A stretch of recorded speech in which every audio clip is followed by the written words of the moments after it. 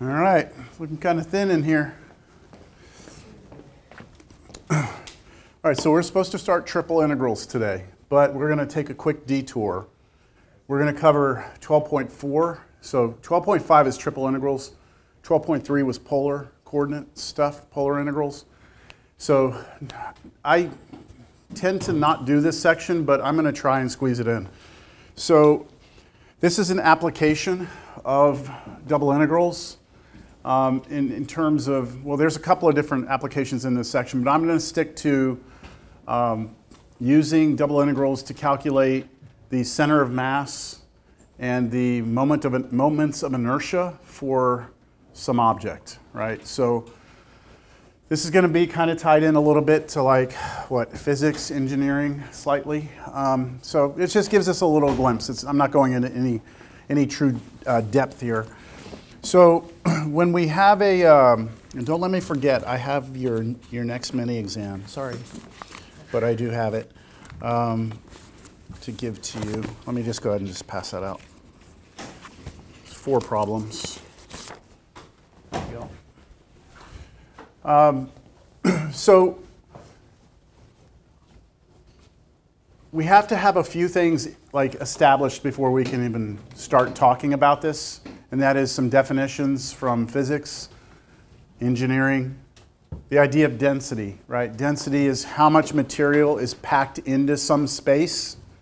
And for this section, we are going to be talking about a lamina, which I don't have a good example of a lamina, other than if you were to just take some two-dimensional surface, right? It doesn't have to be a rectangle. It can be any, I keep on tearing it into a rectangle. There we go. It can be any shape, right? Like this. Right? We're going to consider this to be a lamina, all right? And so it's two-dimensional, right? But we're still going to define density to be the mass of this divided by its area. That's the way we're going to define the density. Right? Now, in reality, this is three-dimensional, isn't it? Like to talk about mass, you need volume, but the thickness of this paper is kind of like, makes it three-dimensional. But for the sake of keeping things simple, we're going to look at density as being mass over area instead of mass over volume, referring to a flat sheet of paper. All right, so this is called a lamina, right? So when you have a lamina, what we can do is we can imagine cutting this lamina into infinitesimally little small squares, right? And if this is our x, this is our y, then the width of it's dx, the height of it's dy. So the area of that little thing is just dx times dy, which we call dA, right? So dA is just the area of that little infinitesimal patch. Now, if dA is dx dy, right? And we know that density, I'm just writing this again because it's kind of blurry and small there.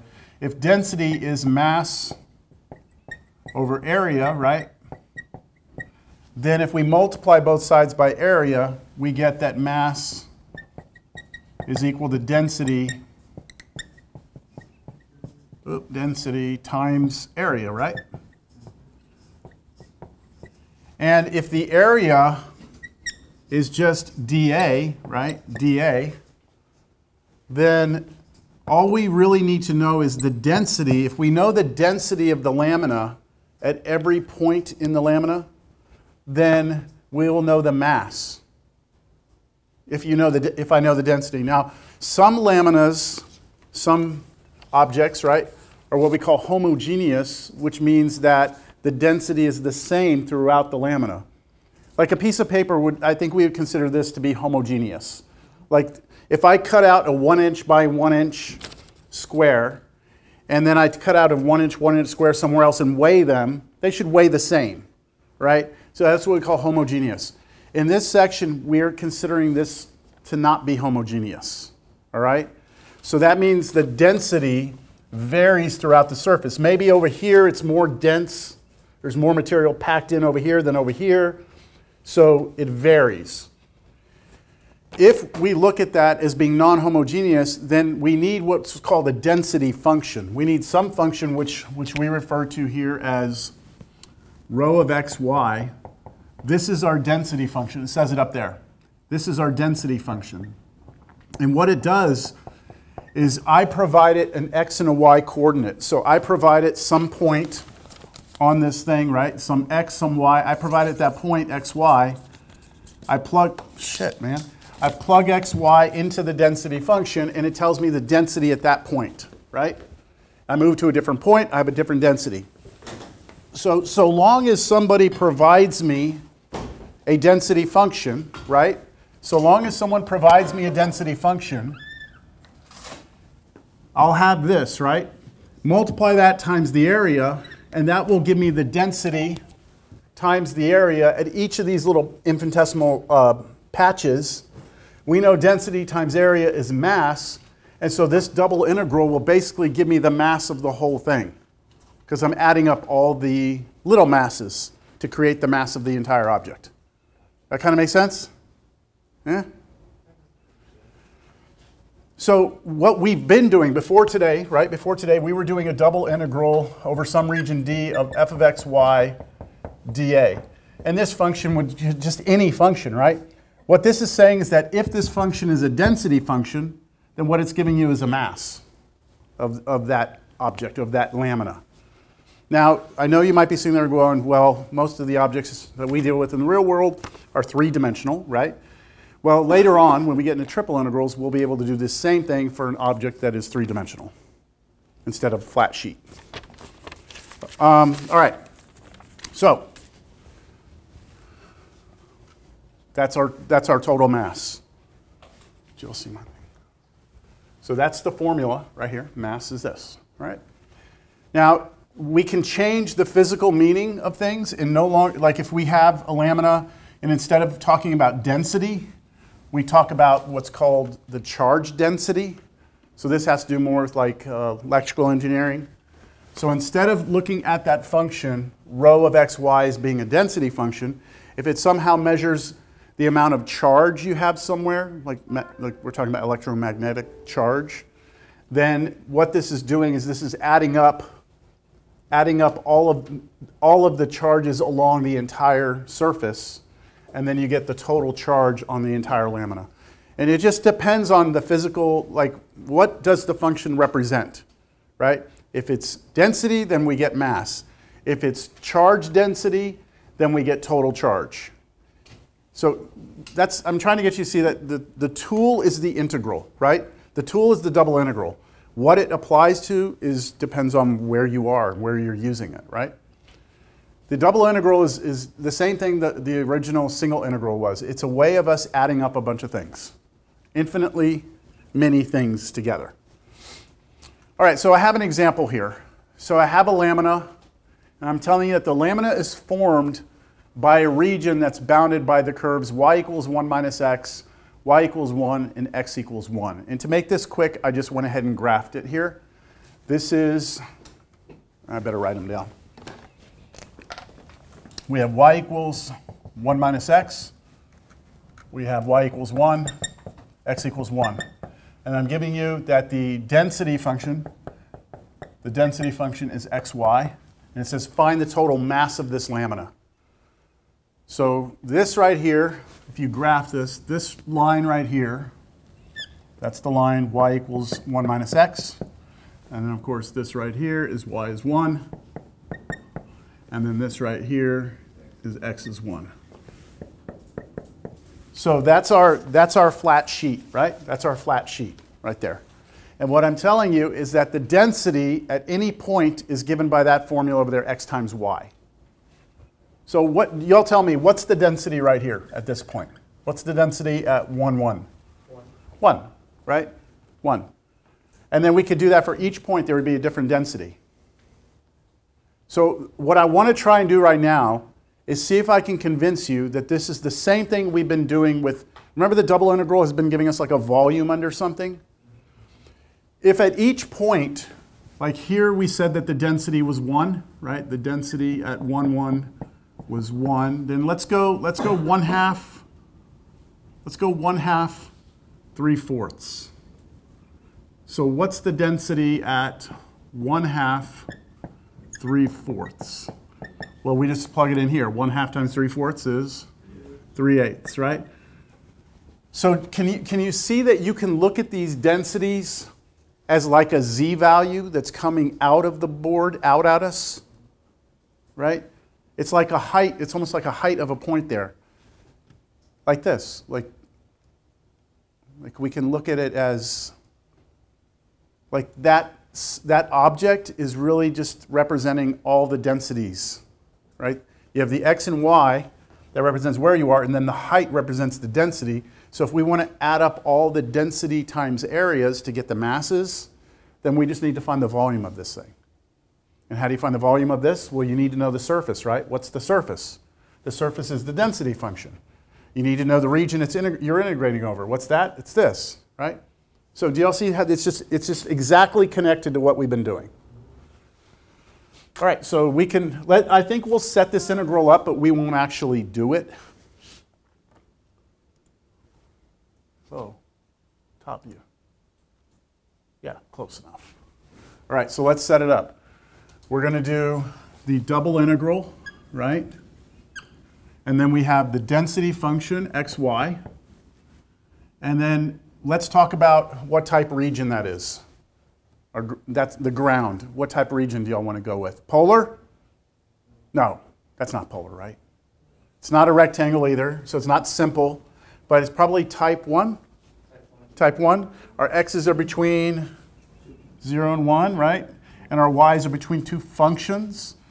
The top function is y equals 1. The bottom function is 1 minus x. So I can go, my x's are between 0 and 1. dx will be the outer integral. Inner integral will be dy. My y's are between, what is it?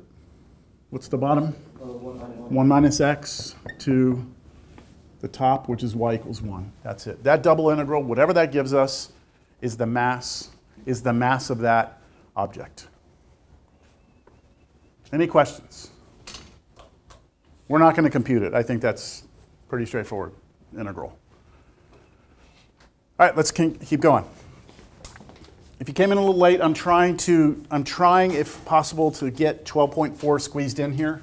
All right, so this next problem, I give you a charge density. Instead of a density function, I give you a charge density. And I give you the same exact region, right? Same exact region. But I give you a charge density function, and it's the same exact function, isn't it? And I ask you to find the total charge. Well, that's the exact same problem, right? It's the exact same setup, but your answer is no longer the mass of the object, it's the total charge on the object. So that's just, we're not going to do it. It's just to show you that same exact mechanical work, right, in terms of the math, but the answers mean two different things. Yes? I came in a little late. What is lamina? A lamina is a sheet, a two-dimensional sheet. So it's just a name. It's just, yeah, that's the term for it. Okay. It's a two-dimensional sheet that may or may not be. Did you catch me say homogeneous? No.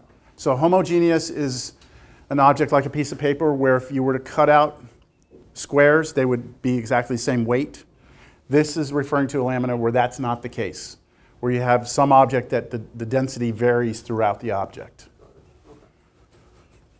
Because in Cal 2, you can actually do centers of mass, moments of inertia, and all that. I know in my Cal 2 we didn't do it, but in some Cal 2s you do center of mass, moment of inertia, but it's homogeneous. It's homogeneous. The lamina is not allowed to have varying density. So here we can do it. But of course, what if it was homogeneous? What if it was homogeneous? Then what would change?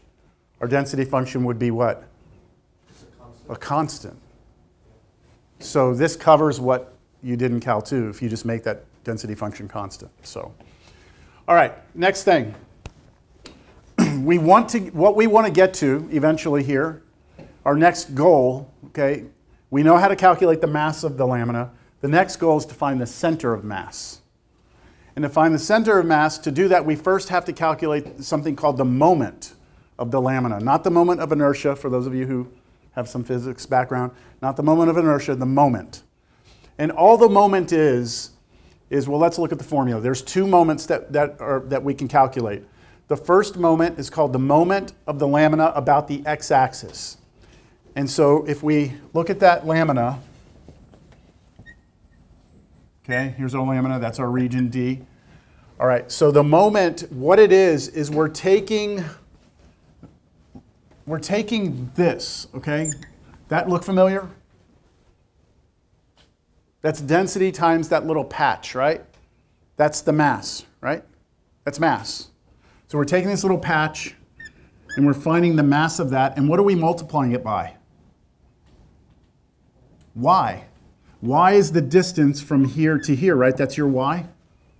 So it's your mass times how far away it is from the x-axis. That's called your moment about the x-axis. So it takes the moment about the x-axis, what it does is it calculates the mass at all the points times, well, the mass at each point times the distance it is from the x-axis. Think about it this way. If I move this lamina up, my moment becomes bigger because now my y has become bigger. So when I multiply this times the masses, those numbers get larger, right? The closer this lamina is to the x-axis, the smaller the y's become, and the smaller the moment becomes. Got it? That's the moment about the x-axis. The moment about the y-axis is the same idea, but now you're doing it and you're measuring the distance from here to here, right? And that's your moment about the y-axis. So you're measuring the x distance to that little patch. Okay. Yeah? Just a formula. I'm going to move this. Move this over here. Okay, I passed out the take-home, the next take-home. Did it get around to everyone? Any extras? Get over there? Okay. Make sure those get around. All right, now why do we need the moment? And we're not going to get into, I'm not going to get into why this works as much. In physics, you actually talk about this, because what you're really doing is you're kind of calculating, it's almost like there's a fulcrum point here, and then you've got like some arm, and then you got a mass on it. And you're trying to like figure out like the further away, right? Like when you, yeah, okay, we're not going to get into it. Leverage, exactly. So there we go, that's the moment. Now, center of mass. How do we find the center of mass of a lamina? What we do is we count, well, the center of mass, wherever it is, right? The center of mass, wherever it is in here, we call it x bar, y bar. It's just some x coordinate and some y coordinate, right? Some x and some y. To calculate the x coordinate, what you do, to calculate the x coordinate, is you take the moment about y and you divide it by the mass. How do you find the moment about y? You do that double integral, right? How do you find the mass? You do that other double integral, right? So assuming you found the mass, right? To find the mass, you do a double integral. You find that mass, it's going to be a number. You do 1 over that number, the reciprocal of that, and then you multiply it times the moment about the y-axis, and that will give you your x bar. And then to get the y bar, you do the moment about the x-axis and divide it by the mass. So to find a center of mass, you have to do a total of how many double integrals? 3. You have to find the mass. For both of these, you need the mass, right? And then you also have to do the moments. This moment goes with x bar. This moment goes with y bar. So it's the opposite of what you think, right? To find x bar, you do the moment about y. To find y bar, you do the moment about x. Divide by mass. All right, so let's do this one. All right, we're going to try and find the center of mass of this lamina, which is non-homogeneous.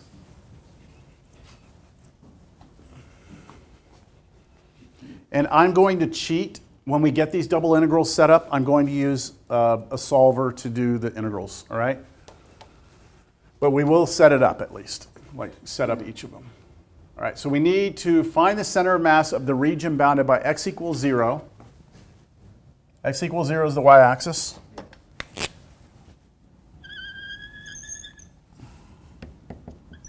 All right, y equals x. Diagonal.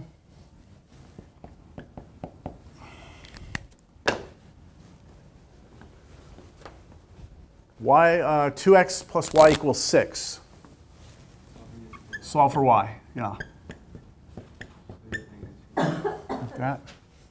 That's a line that has slope of -2, has a y-intercept of 6, right? So that's way up there somewhere, I don't know.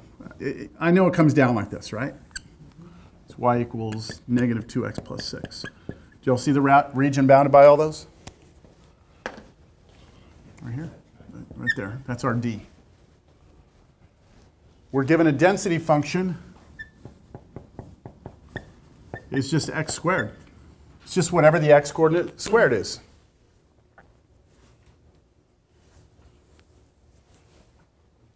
All right, you ready? Mass first. Let's do mass.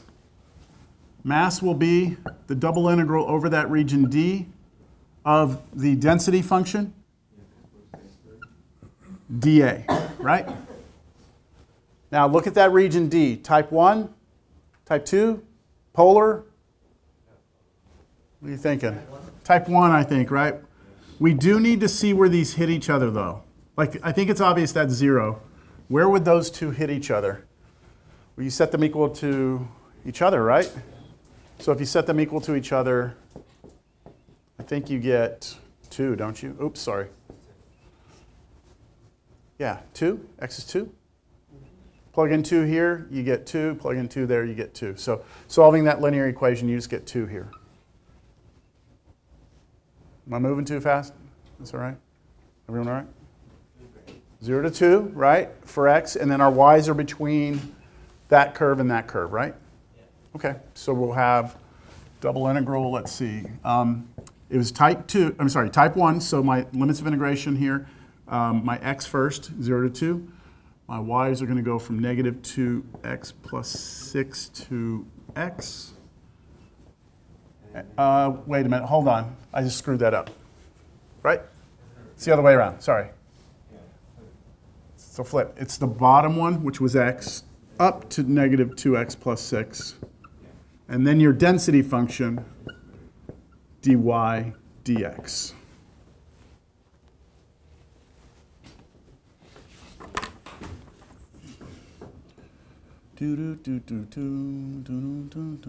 Double integral.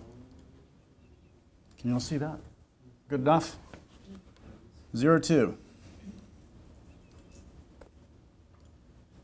X to -2x plus 6. X times y dy dx. X squared. Oh, I'm doing the one from before, sorry. X squared, thank you. X squared.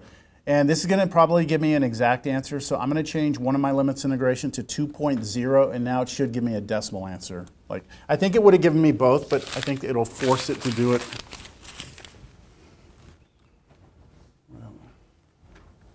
Four. Nice. Nice answer. Okay, 4. So the mass of this thing is 4. Good? Do y'all feel like y'all could handle that? Right? You have to do the antiderivative of that with respect to y, which would just be x squared y, and then you plug in y equals that, subtract, and then you do another. All right, so I'm not going through that part. So our mass is 4. I'll put that over here. Mass is 4. Okay, now let's find x bar. How do we find x bar? Moment about y, right? Moment about y. So to find x bar, what I'm going to do is take the moment about y and divide it by the mass, which really means 1/4, because the mass was 4, right? 1/4 double integral over d. Okay, what's the moment about the y-axis? So trying to visualize it.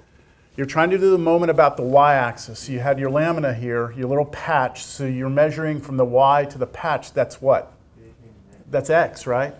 So it's going to be x times your density function, x squared, dA. So it's the exact same integral as, it's the exact same integral as this one, but you're putting an x in front. When you're doing the moment about y, you put x in front. Okay? All right? And isn't that exact? I mean, same limits of integration, everything else? So I'm just going to go to the computer and change that x squared to x cubed.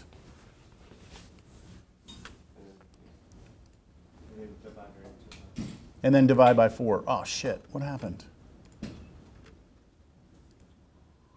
X cubed. And should I put a 1/4 out here? Yeah. Yeah? Put the 1/4 out here. I'll just do 0.25 times that. Enter. And the answer is 1.2. 1.2. So x bar is 1.2. Now I need y bar. To get y bar, you do the moment about x over m. M was 1/4. Now double integral over d, and what changes here? Instead of x squared, it's y x squared dA. So same thing, I'm going to go to this system here. I'm going to just change the x cubed we just had to y x squared. And then I'll be done.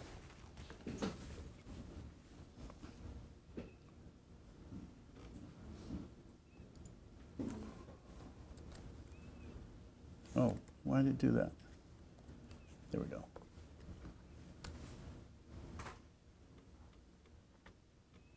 $2.4.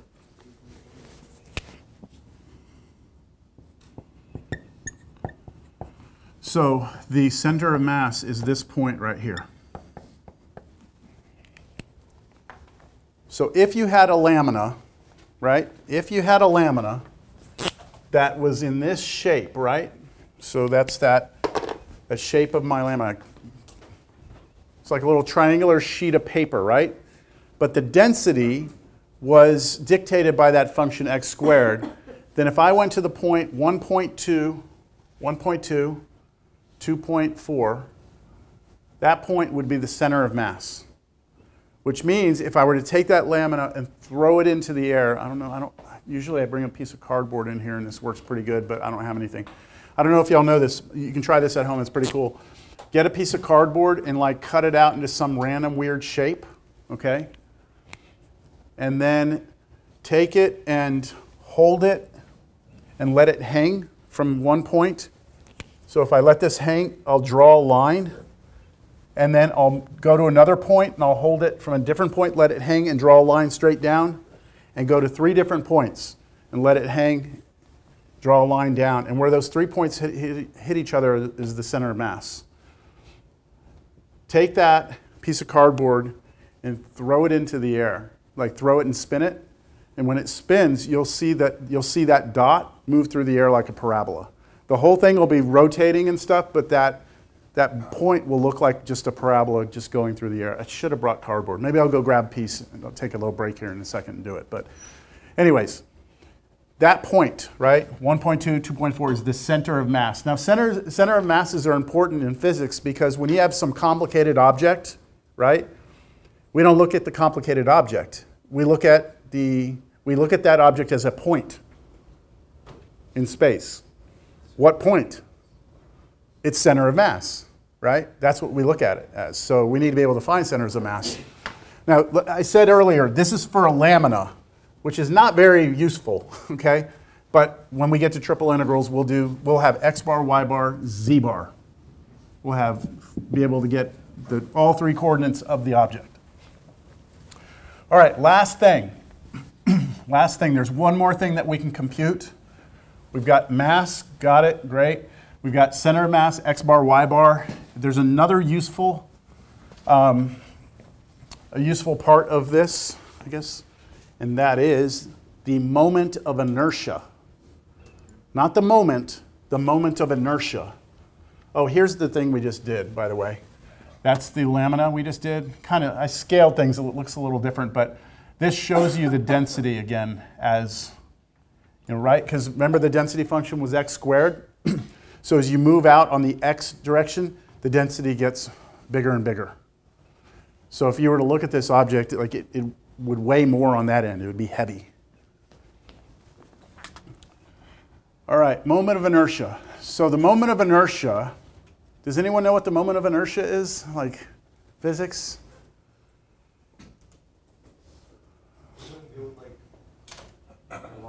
It has to do with rotation. So I'm trying to think of an example. Where's my thing here? Oh, here's a good example. Here's a good example. Let me get my three-dimensional space. Okay, well, we'll try not to hurt anybody here. All right, most of the mass of this is out at the end, right? Okay, if you ask me to swing this around, I'm gonna hit you in the head, all right? All right, if you ask me to, it's gonna be a little bit hard for me to do, right? When I swing it, I gotta get that mass moving, right? And it's pretty far away from me. If I move this in like this, right? Now, even if we cut this off, this can be easier for me to swing, right? Okay, that's what moment of inertia is. It's an object's resistance to rotate about an axis. So if your mass is further away, right, it doesn't want to rotate around this axis. If it's closer to me, closer to the axis rotation, then it's not as hard to rotate it. That's a very generic, like, baby way of saying what moment of inertia is. So, yeah? Yeah? Barbell? Yeah. So, yeah, if you have a little barbell, right, you can do this easily. You take that weight way out, good luck, right? That's why those tightrope walkers, right? Tightrope walkers, what do they hold? This big long pole, right? What that does is if that pole was this long, right, they'd fall. But because it's real long, that pole doesn't want to turn because the mass is far away from the rotational point. So they're holding the pole, and the pole is actually keeping them from tipping, right? That's what's happening. So moment of inertia is a measurement of an object's resistance to rotation about an axis. So for this lamina, imagine this lamina, if we wanted to rotate it around the x-axis, it would have a resistance to do that, right? That's called its moment of inertia about the x-axis. If we rotate around the y-axis, has a moment of inertia about the y-axis. And we can also try and rotate about the origin. The origin would be like, imagine like a diagonal, we're trying to rotate it this way. So there's 3 different moments of inertia that we can calculate, and look at the formulas. They should look familiar. It's almost the moment, right? It's almost the moment, except instead of, if you want the moment of inertia, we call it I sub x, then instead of doing the y, it's actually what? Y squared.